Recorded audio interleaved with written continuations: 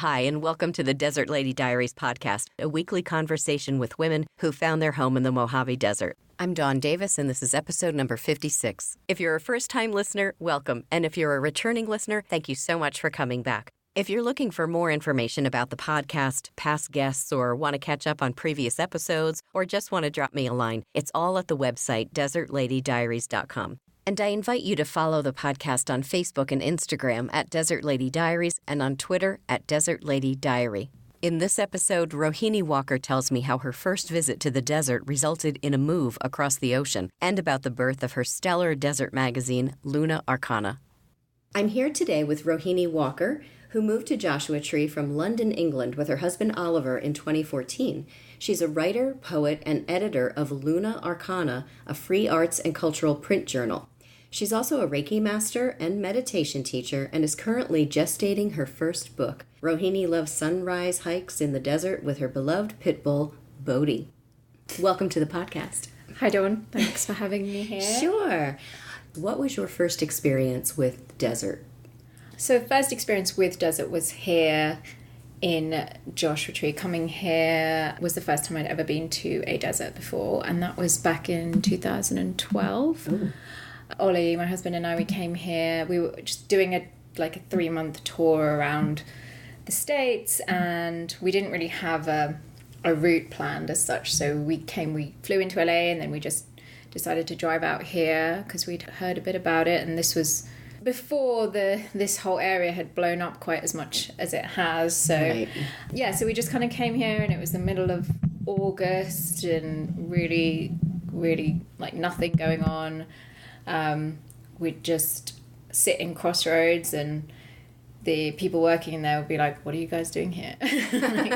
Why are you here?" We're like, "We love this. It's amazing. There's nothing going on." And we just fell in love with it. And then we continued on our trip around the States and just constantly talking about Joshua Tree and the desert throughout. And then we decided to extend our tickets at the end of our 3-month stint and come back here and spend another 3 weeks here, just to kind of be like, okay, we need to spend more time here because I think we want to move here. So that's kind of what happened. Yeah. So can you put any words to what it was that drew you both in? Well, first of all, we were both really ready to leave England. Why is that? I think for different reasons for both of us. For me, I'd kind of reached a point in my life where I was just ready to just change everything up really drastically. Like a Londoner through and through, I've always lived in big cities and always vowed that I would never leave London. But it just got to the point where I just couldn't take it anymore. I'd left London, moved to another city in England. I was just craving a complete change up, but I wasn't sure what it was. And that's kind of one of the reasons we decided to do the 3-month trip around the States, just to kind of explore and see, and just literally the desert was like, it hooks you in, as everybody says who moves here, it hooks you in, and it hooked us both in, and we were both obsessed with it. What things about it? First of all, it couldn't be more different to England. Right, yeah. It's like a different planet, may as well be. So there was that. It was the vastness and the space and the light. We would just stand outside at magic hour, dusk, and just be, oh my goodness, our skin is like translucent, and the wildlife, and the fact that it was pretty deserted, and there wasn't whole lot going on, and I really wanted to escape from the kind of frenetic pace of city life.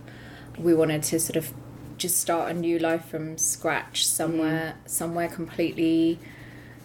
completely different to what we knew and were familiar with. And the desert was just the polar opposite of all that. And also it just kind of felt, it's this kind of canvas that allows you to explore all the hidden recesses of your imagination. So that was definitely a real pull.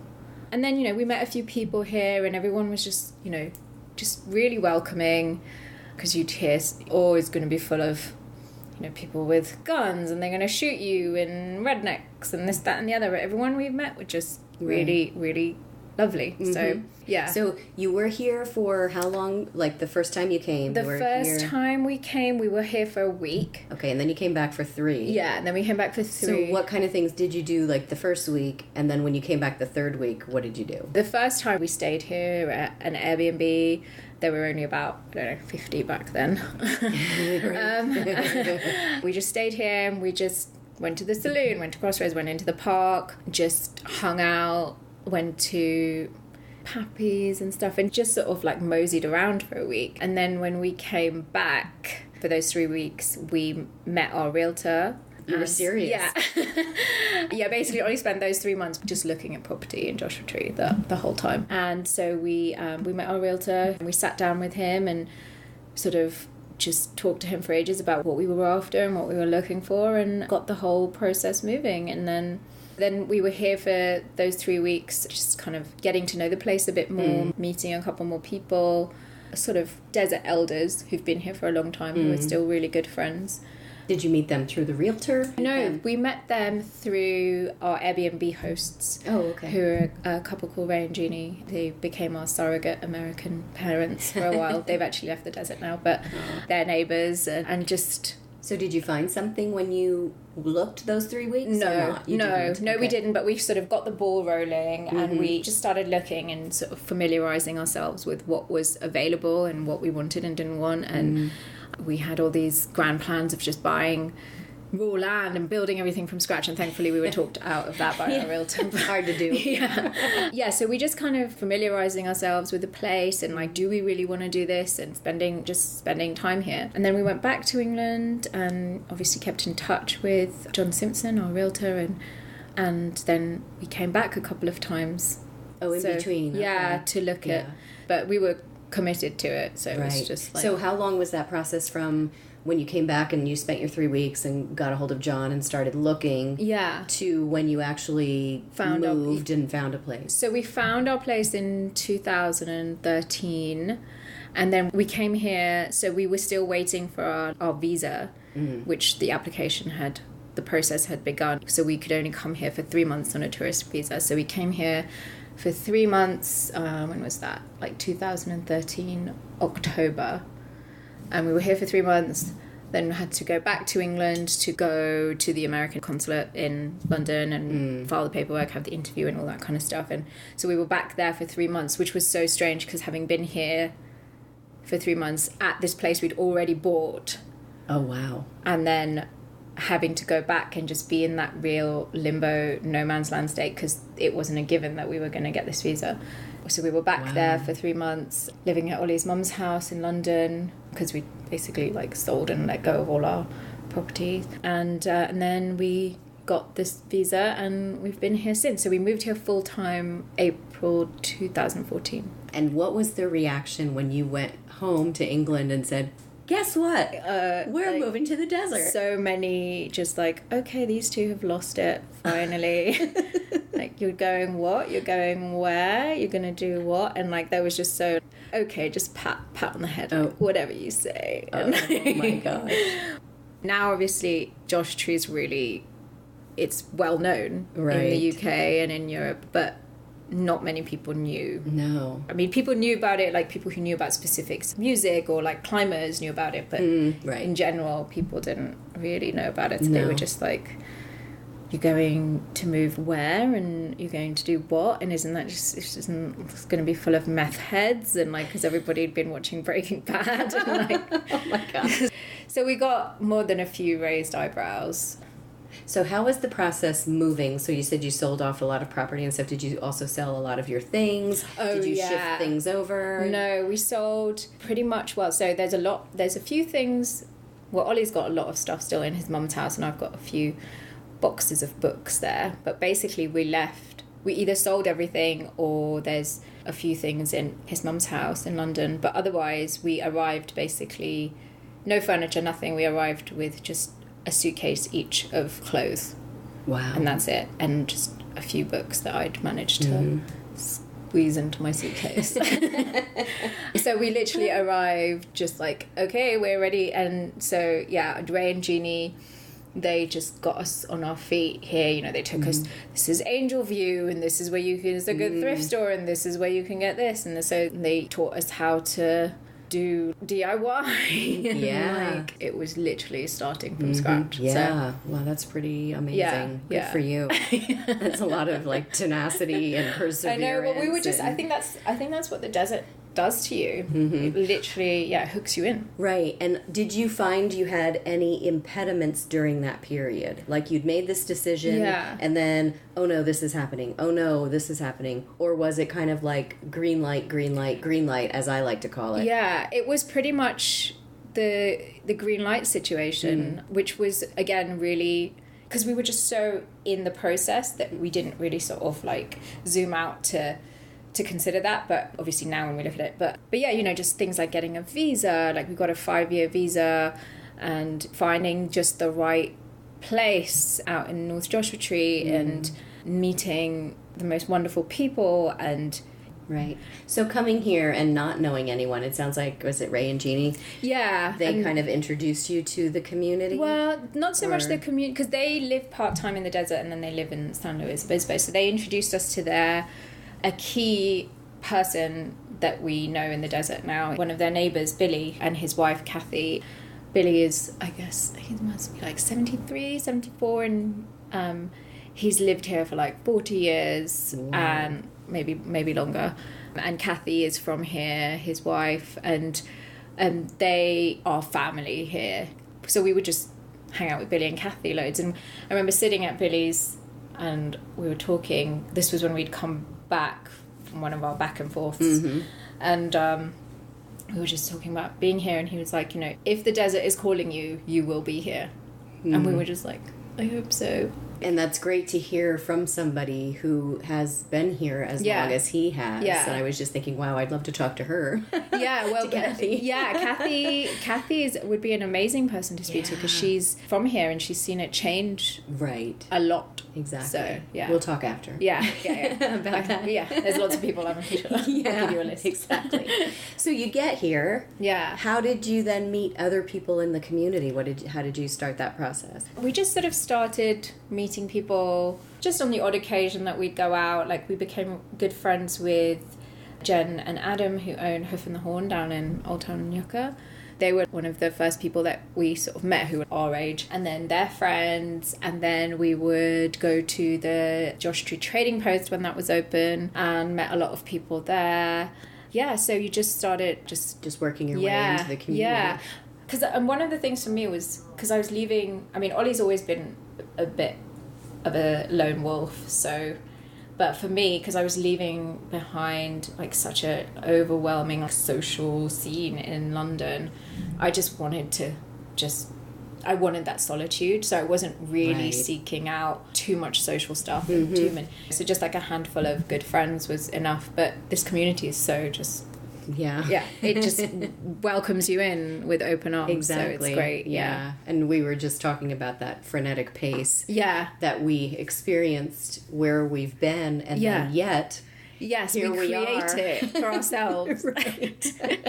Which is, I guess, one of your things that you constantly have a deadline on is your Luna Arcana magazine. How did you come up with that idea? How did you guys start that? So Luna Arcana is the kind of reincarnation of a publication called The Raven, which we did like one issue of that. It was Martine, myself, and Xiomara, who used to own the Trading Post. So the three of us did The Raven, and then for various reasons The Raven folded, and Martine and I continued on. We just wanted to continue doing a publication, and so Luna Arcana was born kind of out of that. When I arrived, because writing is my sort of main passion, in England I never made the time to sit and write, and I was never really inspired.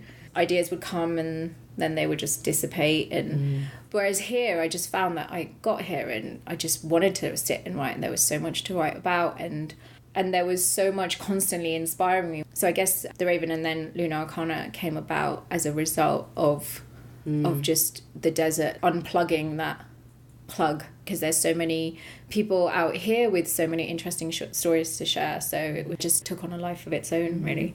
And it's really, I love it. Thanks. And when it comes out, I can't wait to get it. Thanks. The stories are always good. The drawings, the art inside is always good. So it's a nice sit down with a cup of tea or coffee and just sort through it. Yeah.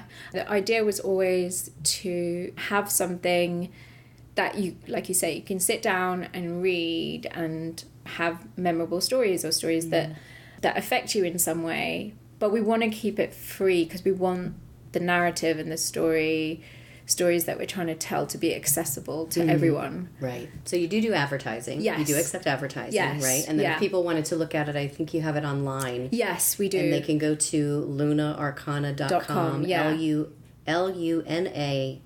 LUNAARCANA, and I will put that in the show notes. So anyone, if you're listening and you're interested in checking that out, you can do that. Thank you. Really nice. Thank you. And if you want to advertise, you can do that too. Yeah, we keep advertising to a minimum because we just want to raise enough money to print. So basically, this is at the moment a complete passion project. Nobody's getting paid. Martine and I don't get paid. The contributors don't get paid. Right. The only people getting paid are the printers.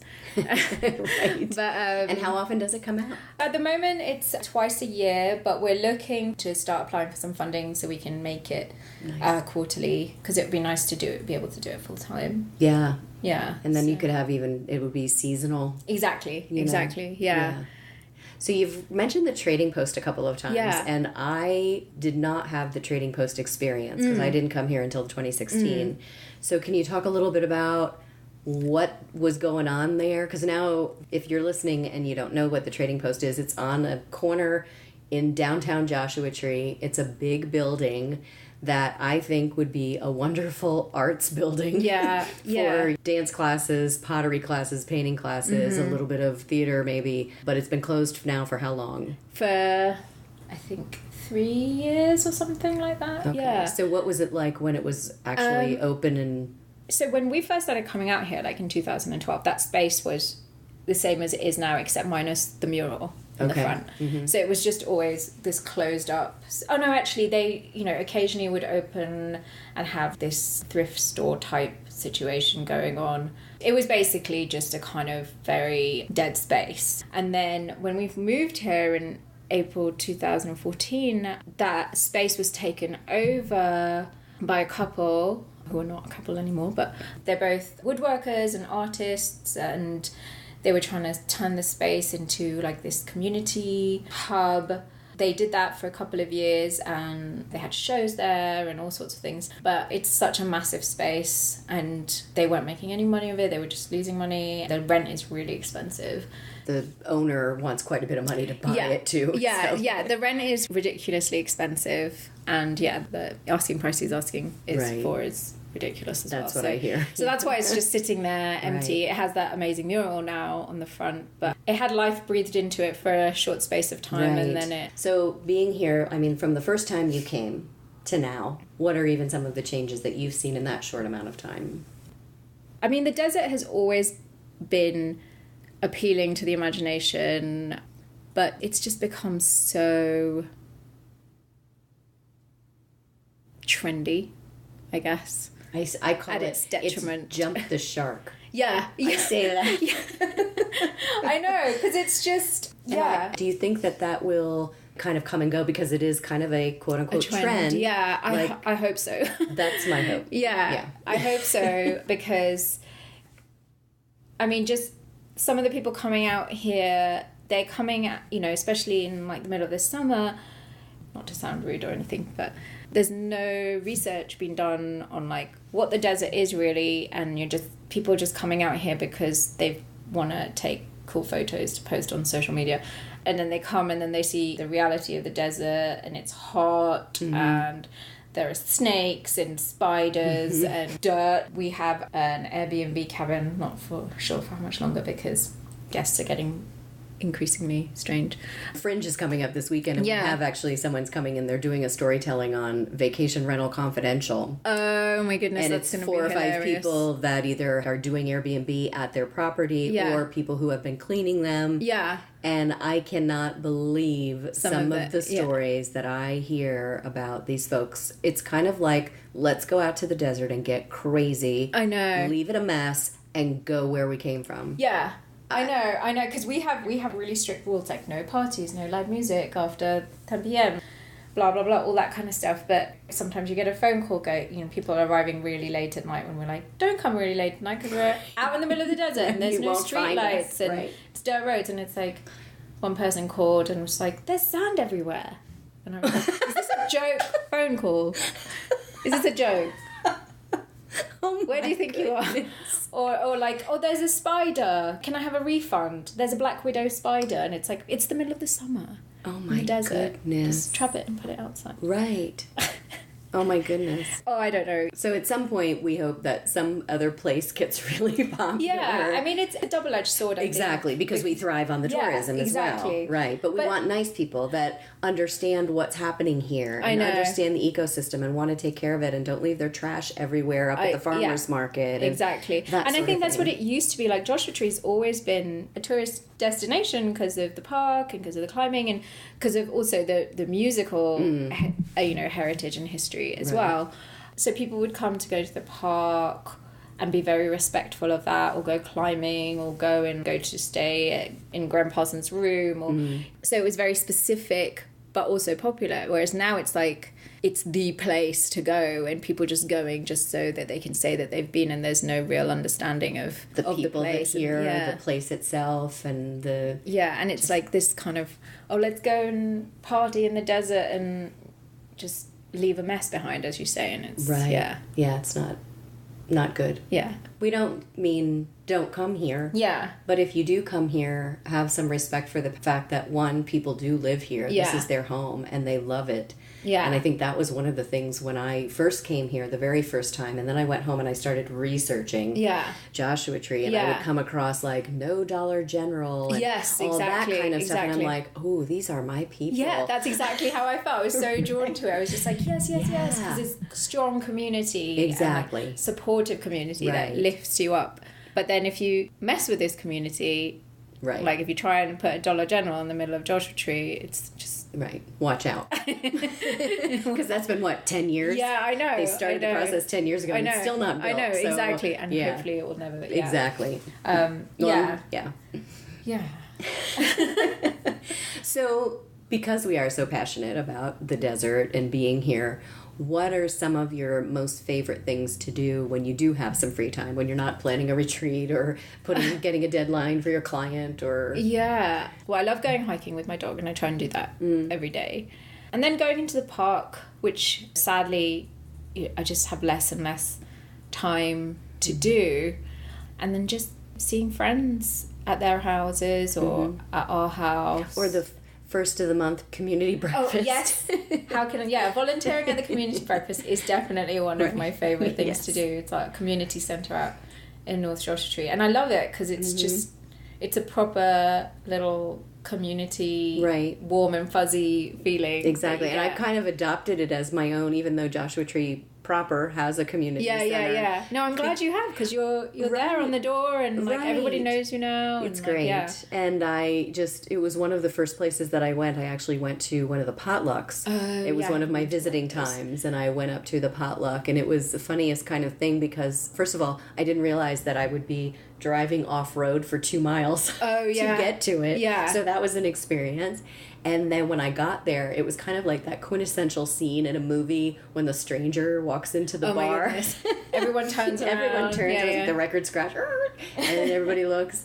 But they were very welcoming and very kind, and the food was great. And I just kept coming back. And to the breakfast, and then met Teresa, and she turned me on to the Palm. And that's just kind of how it rolls. Exactly. And it's just, I just love once a month you get to just hang out and sit down and talk to just so many different types of people who've lived here all their lives or for decades and decades, and or like newer transplants like us, and it's just a nice mix of everyone. I'm really glad you came to talk with me today, so thank you for asking me. Sure. Great. Good luck with your retreat this weekend. Yes, thank you. And I will be looking for my next issue of Luna Arcana.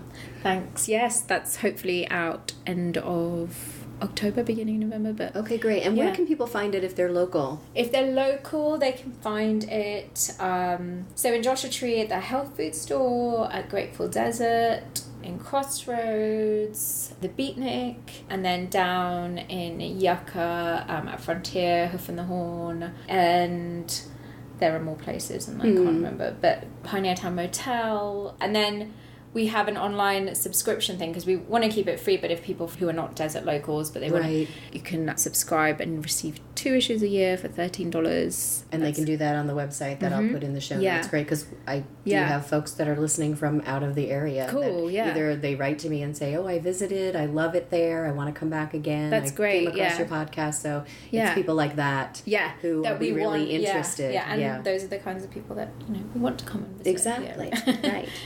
Well, thanks again. Thanks, Dawn.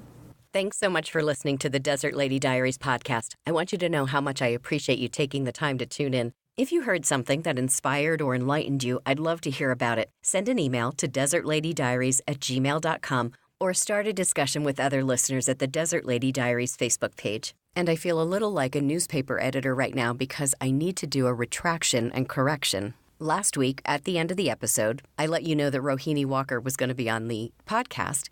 And I said that she moved here with her husband, Martin, when in fact, she moved here with her husband, Oliver. I hope Oliver and Rohini will accept my apology on that one.